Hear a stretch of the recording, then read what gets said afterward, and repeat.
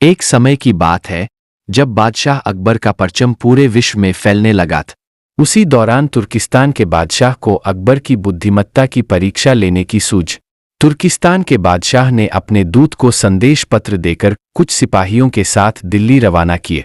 बादशाह ने पत्र में लिखा था, मुझे सुनने में आया है कि भारत में ऐसा पेड़ है जिसके पत्ते को खाकर इंसान की आयु बढ़ाने में मदद मिल सकती है। अगर यह बात सच है तो मेरे लिए उस पेड़ के कुछ पत्ते जरूर भेजें। जब अकबर ने उस पत्र को पढ़ा तो वह सोच में पड़ गए। इस चिंता से उबरने के लिए अकबर ने बीरबल का सहारा लिए। बीरबल की सलाह पर बादशाह अकबर ने तुर्किस्तान से आए सिपाहियों और दूत को कैद करने का आदेश दिए।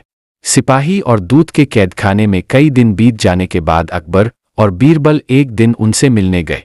अकबर और बीरबल को आते देखकर वो सोचने लगे कि उन्हें रिहाई मिल जाएगी, लेकिन ऐसा नहीं हुआ। बादशाह अकबर जब उनके पास पहुंचे तो उन्होंने दूत से कहा, जब तक इस किले की एक दो ईंट गिर नहीं जाती तब तक आप लोगों को आज़ाद नहीं करेंगे। ऐसा होने तक आप सभी के लिए यहाँ खाने पीने का पूरा इंतजाम किया जाएगा। इतना कहकर बादशाह अकबर और बीरबल वहां से चले गए। उनके जाने के बाद दूत और सिपाही कैद से निकलने के लिए उपाय सोचने लगे। जब कोई रास्ता नजर नहीं आया तो भगवान से प्रार्थना करने लगे।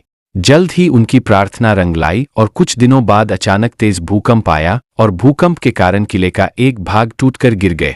यह घटना के बाद दूत ने अकबर के पास किले की दीवार गिरने की खबर भिजवा। यह खबर सुनते ही बादशाह अकबर को अपना वादा याद आया और उन्होंने तुर्किस्तान के दूत व सिपाहियों को दरबार में प्रस्तुत होने का आदेश दिए। उनके दरबार में पहुंचते ही बादशाह अकबर बोले, अब तो आप सबको अपने बादशाह के द्वारा भेजे गए पत्र का उत्तर मिल गया होगा। अगर अब भी आपको समझ नहीं आया है तो मैं समझा देता हूं। तुम सिर्फ 100 लोग हो और तुम्हारी आह सुनकर किले का एक हिस्सा गिर गया, तो सोचो जिस देश में हजारों लोगों पर अत्याचार होते हैं उस देश के बादशाह की आयु कैसे बढ़ेगी। लोगों की आह से उसका पतन तो निश्चित है। हमारे भारत देश में किसी गरीब पर अत्याचार नहीं होता, यही होता है आयुवर्धक वृक्ष। उसके कुछ दिन बाद बादशाह ने उन सभी को उनके देश भेज दिया है और रास्ते में होने वाले खर्चे के लिए कुछ पैसे भी दिए। दूत ने तुर्किस्तान पहुंचकर भारत में घटित सारी बात विस्तार से बादशाह को बता।